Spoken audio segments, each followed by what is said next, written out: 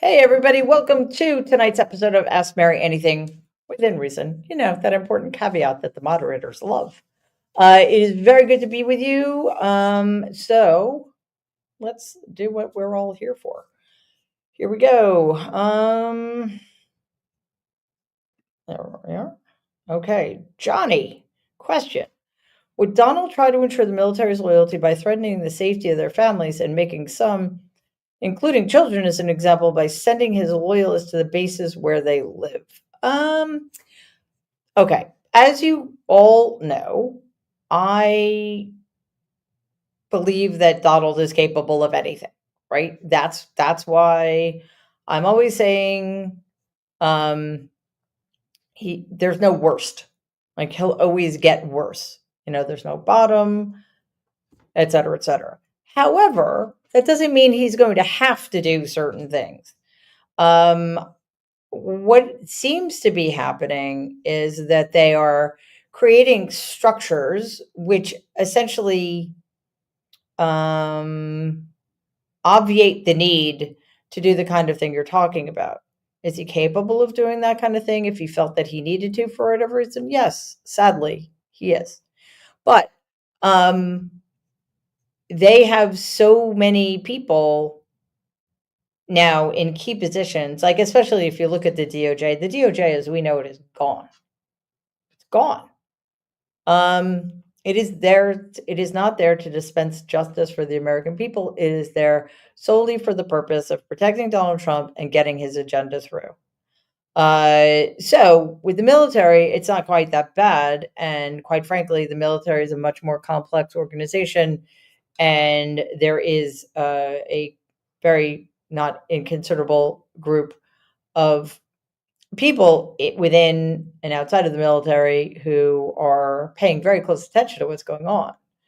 But right now, Donald and the Republican Party control everything. So I think the need for the kind of action you're talking about is not going to be necessary. Um, and honestly, the threats are all, if they're not explicit, they're implicit. So, you know, I think we've also seen. And I think this is important to remember. I don't believe that it's useful to talk about, oh, he's on the brink. He's totally gonna lose his mind completely. We're just around the corner from that. No, because this has been going on for a decade now. However, he is not impervious. He is not. He is not Teflon. We're seeing this with what's happening with the Epstein stuff. There are lines he cannot cross. So, and we see this also with the immigration horrors. So obviously, we'll continue to keep an eye on all of it. Mine is Cheryl. As always, thank you so very, very much. Gifted one Mary Trump Media membership. That is awesome. Susan, moderator extraordinaire. Hey, Susan. A question, Mary. Do you think the cover up the Epstein files is the beginning of a fracture? What a coincidence. The beginning of a fracture among the MAGA base. I think we should be shining a spotlight on it every day. I agree with you. We should. We will. Other people are as well. I don't know if you guys saw this, but Donald posted about this on his failing social media platform, and I'm not exactly sure. Let me see if I can remember what. Well, first of all, like the Epstein file thing is trending on his failing social media platform, which is probably not good for him. It's like hashtag Epstein client list, hashtag Epstein files, hashtag Epstein cover up. That is not a good sign for him for sure. And I think he put out a post that blamed Obama for the Epstein files, like for the creation of the Epstein files or something. And his post got ratioed, which for those of you who aren't familiar with the term, that's a very bad sign. For example, generally speaking, only the stupidest, most moronic, most evil posts get ratioed. And that just means that more people comment on them than like them. And the comments on Donald's post were very bad. You know, nobody believes him. No, everybody thinks that he's the one responsible for the cover up. So I think that it's a huge mistake if we and Democrats in general don't bring it up every single day, especially since, and I have to be honest with you, I'm not entirely sure why, but this is something that's very, very important to Donald's base, probably because he's led them to believe that the people implicated in the file, the people who were allegedly Epstein's clients, um, were all Donald's political enemies, according to him. So they're feeling betrayed because the truth, well, I don't know who's on the list. I don't know if there is a list, but they do, or they think they do. So yeah, let us not let that go at all.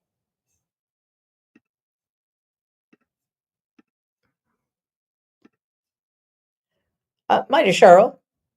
Again, thank you so much. In honor of the 5 kittens and 2 young adult cats adopted yesterday at our adoption event, more kittens coming in the next few weeks. That is so awesome, and thank you for doing that. It's just the best, and it makes me very, very happy when adult cats are adopted. So if you're looking to bring a new cat into your home, please consider adopting adult cats too, because it's much harder. The older they get, the harder it is to find them homes, and they deserve them. So thank you for all you do, Maya Cheryl. That's awesome. And yeah, the Mary Trump Media travel kitten is still a thing that's going to happen, but there's been a lot going on. So I want to make sure when the MTM travel kitten or travel adult cat uh, comes home that I'm not going anywhere for a while. And I have been traveling quite a bit.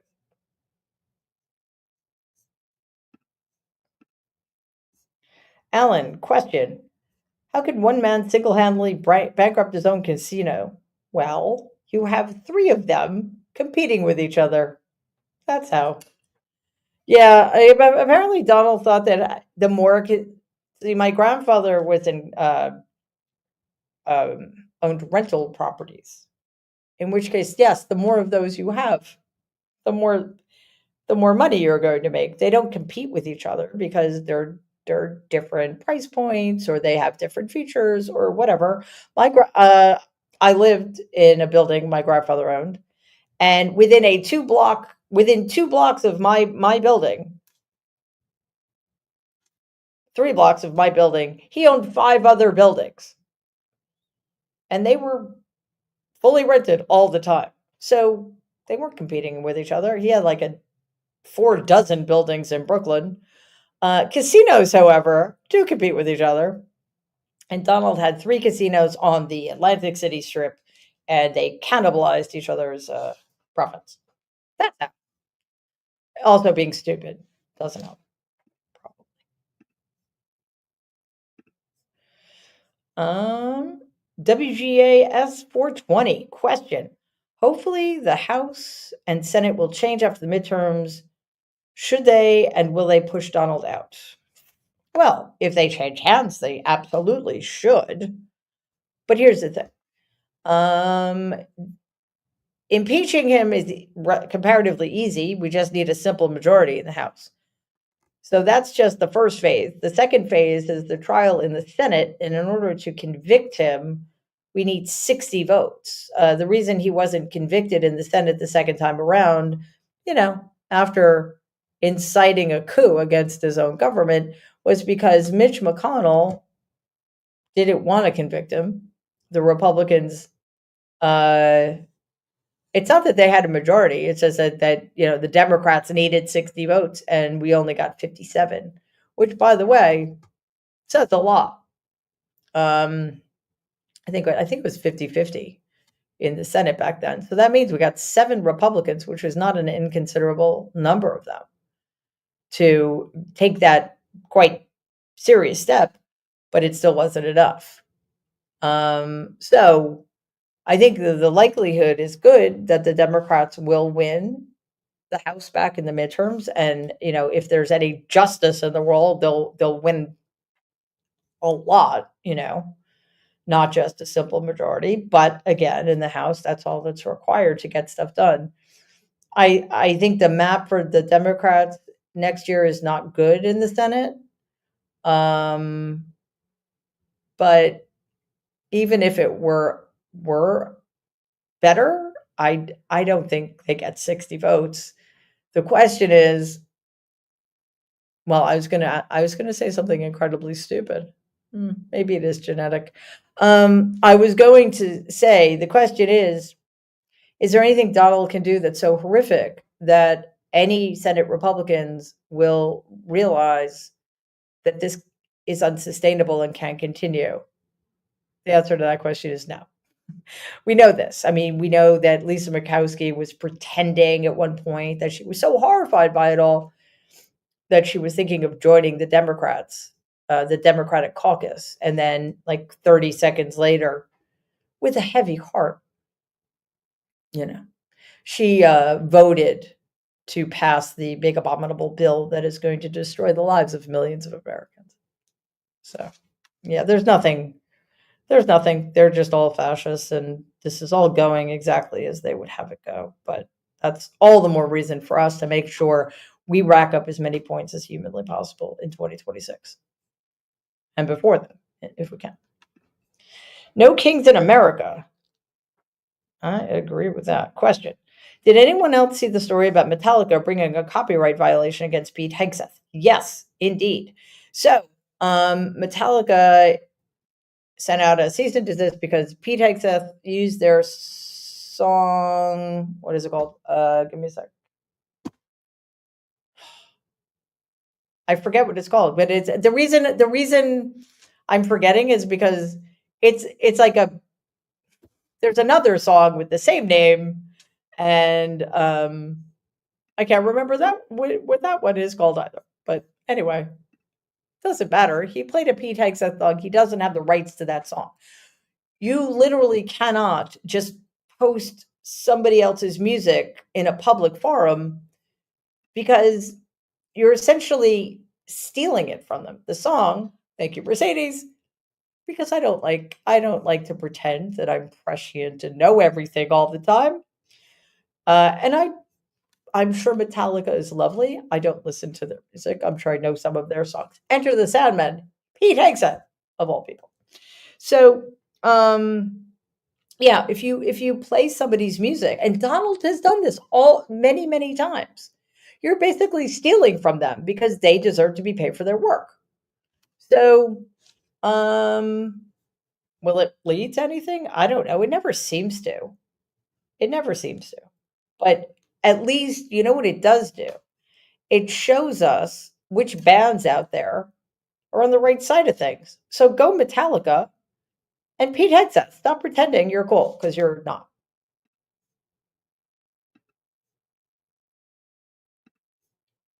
Alan, question. Are we on the way to end up like Rome? Mm. Well, hopefully not, is what I'll say. Rome lasted a lot longer.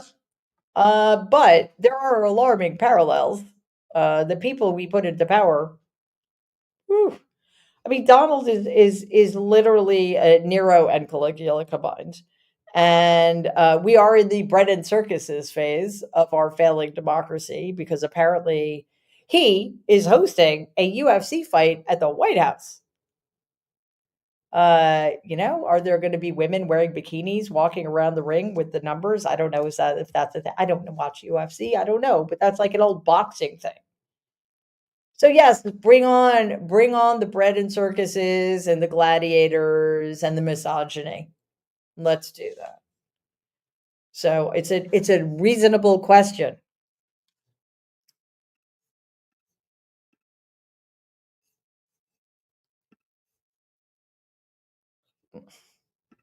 Oh, there we go.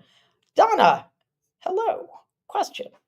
Hi, Mary. Do you think that Donald will deport Rosie O'Donnell? He's also spouting off about taking over Washington and then New York City. Does he not have enough work to do golfing? Well, you know, Can't golf 24 hours a day. I mean, if he could, he would, and then we would be in much less trouble than we already are. Do I think he'll go through with it? Well, he can't because he doesn't have the right to take away somebody's citizenship, especially somebody who was born in New York. Doesn't mean he won't try. Uh, and I have to be honest with you, I think it would go over well with a lot of people. I happen to like Rosie a great deal. I have a lot of respect for her. Um, and he has been utterly vile to her over the years. And it's just, I mean, not just specifically for this reason, but this is what we're talking about right now. For her to be under any kind of threat from him is just grotesque to me. But we know that one of Donald's MOs is to push the envelope, see what he can get away with, and if he gets away with it, to push it further. That's what he does. So that's why you have the sitting president of the United States of America talking about taking over two cities that are comprised of populations, most of which hate him. Um, I'm more worried about DC than I am about New York because New York can take him. Because also New York City is part of New York State, whereas Washington D.C. is very small and is not a state. So it has much less. It has a much smaller, more vulnerable government, much of which, by the way, is under sway of the federal government because, again, it's not a state. Good for letting that go for so long, Democrats. Yeah. Think it would have made a difference if DC were a state and Puerto Rico were a state? Maybe. Yeah, I think it might have. That's 4 senators and goodness knows how many Congress people. I mean, obviously, it wouldn't have been 100% Democratic. I mean, I'm pretty sure both senators from DC would be Democratic. But I mean, just if you think that that sounds absurd, that DC should be. DC has more people living in it than Wyoming or Montana or West Virginia.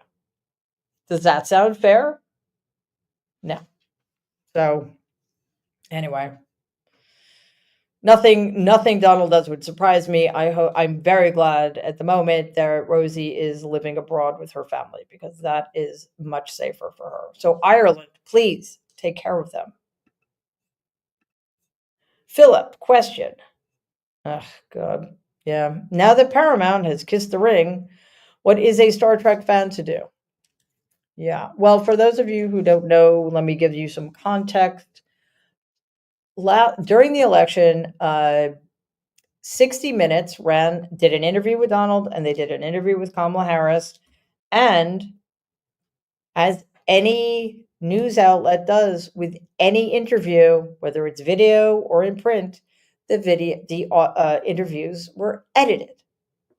Standard operating procedure. You do not just roll tape and put the whole thing on TV. I mean, probably the interview, I mean, like hypothetically, the interview could have lasted an hour or two, but the thing that showed up on 60 Minutes was probably 20 or 30 minutes, right?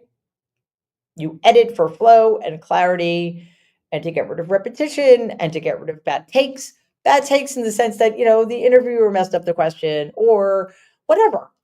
That's just industry standard. Donald sued Paramount, which is the parent company of CBS, which is the network on which 60 Minutes shows, for I think it was $100 billion. It was some insane amount of money. It was a completely frivolous lawsuit. If Paramount had said, we're not paying you, we did nothing wrong, this would have been thrown out. Donald had no case whatsoever. He did not have a leg to stand on. He was using it to rile up his base and make it seem like the liberal media was out to get him. What does Paramount do instead?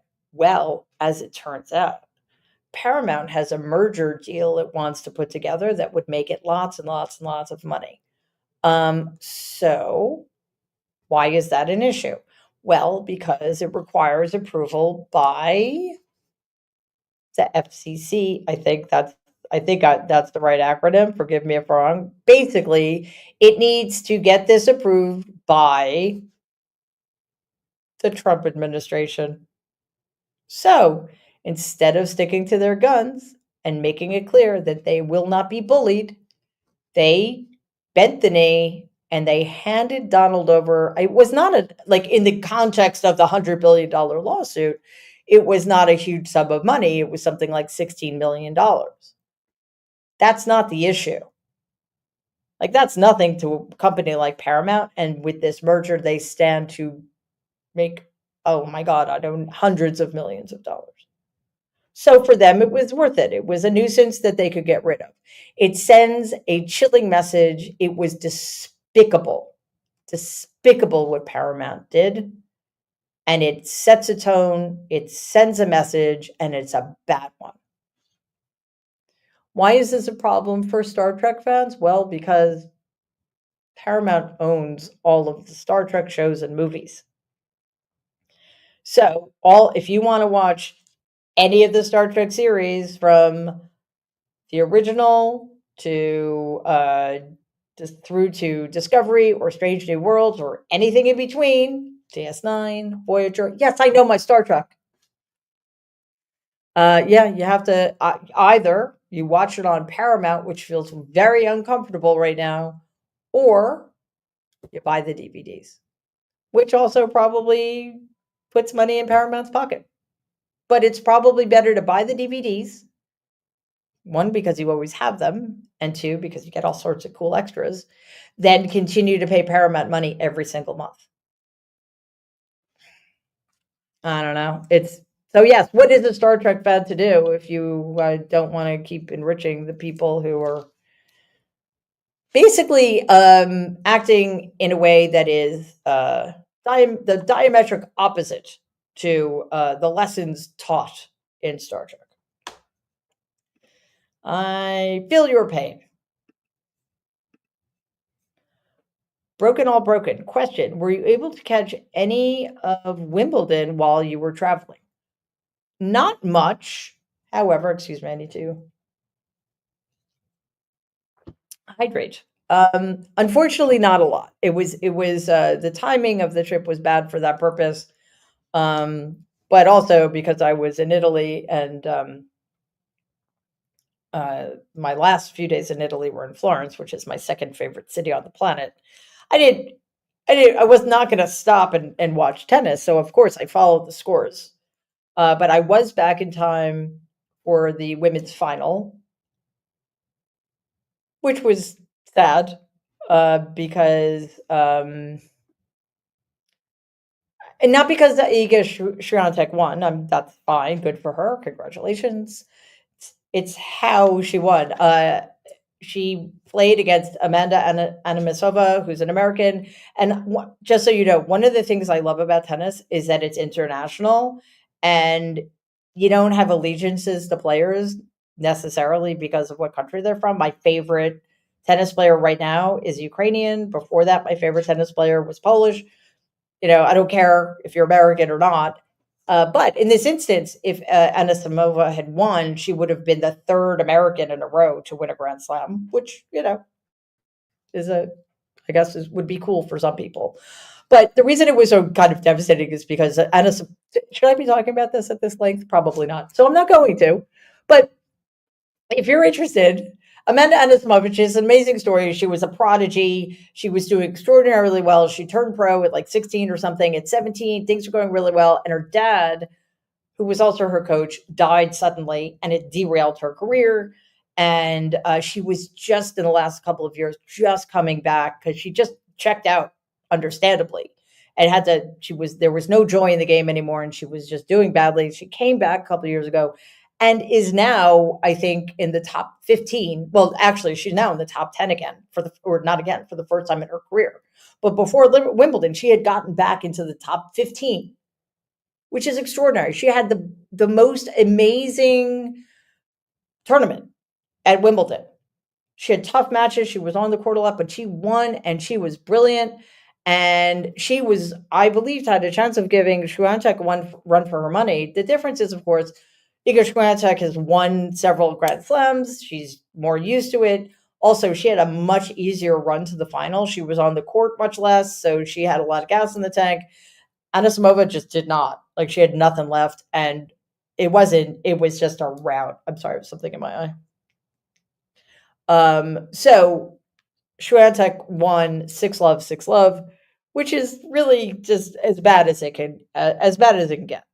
Uh, so that was not enjoyable by any stretch. But even though she's only 23, Anisimova had such great poise and is such a grounded, talented person. I think she'll be fine. Watched the men's finals today. Wasn't as competitive as I was hoping, considering it was Sinner and Alcaraz. But it was still a good match. And congratulations to Yannick Sinner for winning his first Wimbledon. And it looks like that rivalry is going to continue because those two players are far and away the two best players on the planet right now. And there's nobody even close to them, either one of them. Thank you for joining me for tennis talk and Star Trek talk. Like, what am I doing? Okay. Here's a question from Mary's Trump's #1 fan. Wow. All right. Here's a question that I think I'm going to have a very easy time answering it. It will be very, very short. Is there a Democrat, moderate Republican, or an independent third party, by the way? I am, and always have been, a liberal Democrat. I am farther to the left than anybody I know, I think. I'm not a radical leftist by any stretch of the imagination, but I am far to the left of the what's the word I'm looking for? Democratic establishment. That's what I mean. That's what I mean to say. So no worries, no worries. You're safe with me. Jana, question. Let's go, Mets. Question: which direction do you think Donald will take this week to distract from Epstein, or just more rage posting to make it worse? Well, as my friend Bob Seska likes to say, Bob Seska has a great podcast called The Bob Seska Show. And also, he and I, we're going to start doing this again, but we had a podcast called Trek Politics that got derailed by the writer's strike. And, there's been a lot going on. So we haven't re-upped it yet, but we plan to. Anyway, as Bob Seska always says, he says Trump. I'm going to say Donald. Donald always makes things worse for Donald. It's fascinating. So expect him to make things worse for himself, is what that's, it seems to be the way it's always gone. So let's hope that he's consistent. Sandra Lee, twofold question. How genuine was your Aunt Marianne? And why did she stay silent about Donald and not tell the truth? My Aunt Marianne was not genuine. She fancied herself a devout Catholic. She fancied herself a good person who gave a lot of money to charity. But she claimed that she loved my father dearly. They were very close growing up. They were only about a year and a half apart. And yet,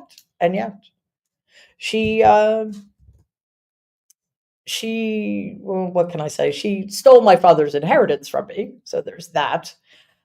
She was also quite racist and misogynistic. And it actually chills me to the core that she was a federal judge.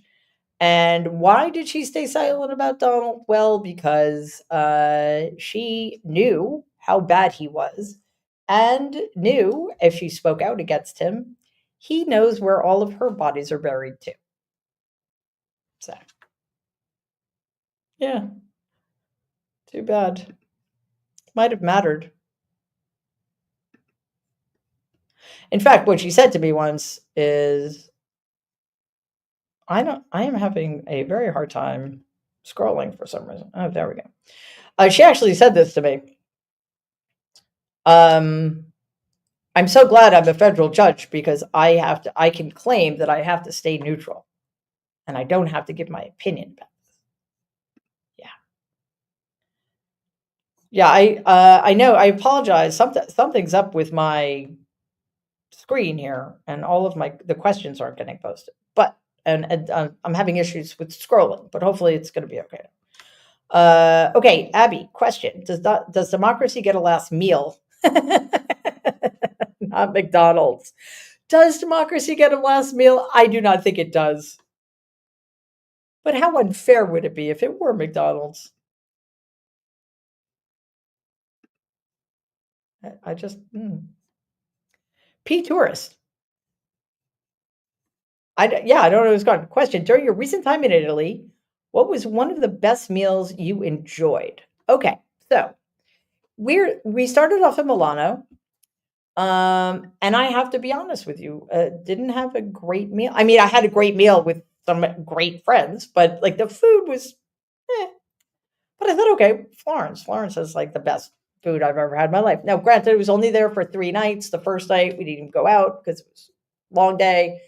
And again, had some lovely meals and lovely places, but the best meal we had actually was just at this little pizza place a couple of blocks from the hotel, called Industria.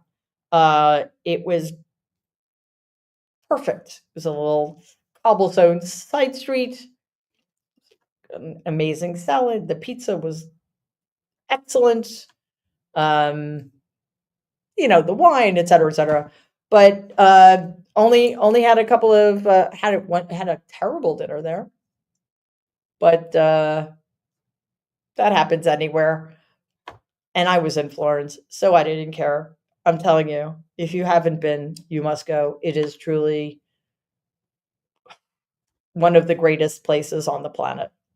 And like even though like during the day we just like stopped somewhere and to have a quick lunch or whatever, it was all good. It's all good because of where we were. And the people in Florence are awesome. Plus, the art. I could live there. I may have to. All right. Although their politics suck too, at least at the moment. Donna, thank you as always. I have the answer. This is the comment. I have the answer to all our problems. Can we just deport Donald to somewhere he likes? Russia might be a good choice. Just a thought. Yeah, sure, but how?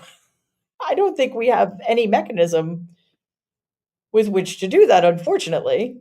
But I'll think about it, and if I come up with anything, I'll let you know.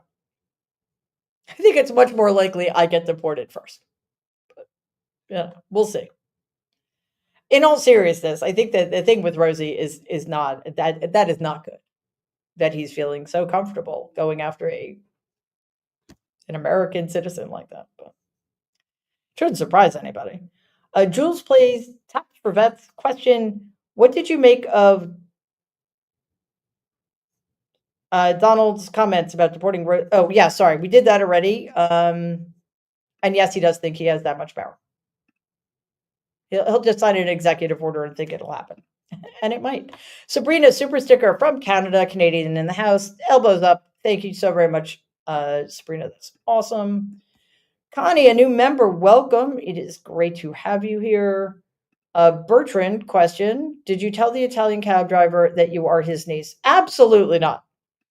This has been a rule of mine for my entire, well, it wasn't really relevant until I was in college. But if I'm out and like since the 80s, if I'm out and I'm paying with a credit card and somebody says to me, "So, are you related?" I say, "To whom?" No, kidding.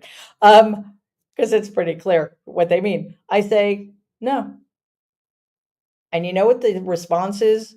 Not anymore, but up until like till 10 years ago, you know what the response was? 99% of the time. Don't you wish you were? No, I don't. Ghostly Air, thank you so much. Oh, sorry, 59. Thank you so much as always. Hey, Mary, I can't stomach asking about Donald tonight. Fee. Cool. What are your 3 favorite fiction novels? Oh, that is in my wheelhouse. And this might have to be our last question. Okay. Not in any particular order. Well, yeah, actually, they're all kind of tied, but these 2 are tied for sure. The Sound and the Fury by William Faulkner. Clarissa by Samuel Richardson. It's an 18th century epistolary novel. Read it. It's phenomenal, but it's very long. It's about 1,200 pages long. Beloved by Toni Morrison. Also, as a sort of a different one of my other favorite novels, which is nothing like any of the other, is by Josephine Tey. It's a nom de plume of a I can't remember what her real name is actually. She was a contemporary of Agatha Christie. It's a mystery, and it is called Miss Pym Disposes, and I love that novel so much as well. So check all of them out if you have not already. Thank you for that question because I love questions like that. All right, one more, and it's time. Tammy, comment. My friend tried to say the Rainmaker Company seeded the clouds and caused the flooding in Texas. First time hearing this. Have you heard this? Yes, indeed, I have. The always just brilliant Marjorie Greene, who sadly is a representative in the United States government, has passed a bill saying it's illegal to manipulate the weather. That is not something that anybody does or can do. It is not possible. It is impossible according to the laws of physics. The only way we manipulate weather is by failing to rein in catastrophic climate change. And then we don't do it in the way we want. We just make it worse. So these people will use any excuse to blame other people for their failures. It is bad. But I have no doubt we'll be talking about all of this week, because pretty much everything we talked about today, except of course my thoughts about Star Trek, tennis, and my favorite books, will be topics of conversation this week. Oh, there you go. I love that one, Rebecca. Thank you. Yes, get the Trek series from the library. Libraries need our support now than ever, and that is a brilliant solution to the problem. Go to the library. You can get the DVDs there. They may even have the VHS tapes. Who knows? Okay, guys, that does it for us. Thank you so much for joining me for Ask Mary Anything Within Reason. To everybody watching on YouTube, everybody streaming on Twitter and on my Substack, The Good in Us, and of course, everybody listening on the podcast. To our amazing moderators, to all of our new members. I'm sorry if I didn't get to everybody. I talked too much, I think. But to our new members, to all of our super stickers, everybody giving us gifts, we so appreciate you. You have no idea how much we appreciate you. And of course, to my amazing team, which is on Sundays, is a team of one. Mercedes, thank you for everything. And I will be back tomorrow evening at 6 p.m. Eastern Time for Mary Trump Live. That's Monday through Friday, every night at 6 p.m. Eastern. Also, please do not forget that we have videos dropping every day. The easiest way to support us is to subscribe to the channel. We are really, really wanting to get to 500,000. So tell everybody you know to subscribe to our channel. Another easy way and free way to support us is just watch our pre-recorded videos, share them, like them, comment on them. That really helps us too. And that's it. I will see you tomorrow at 6 p.m. In the meantime, everybody, please stay safe and be kind. Have a great night. Bye.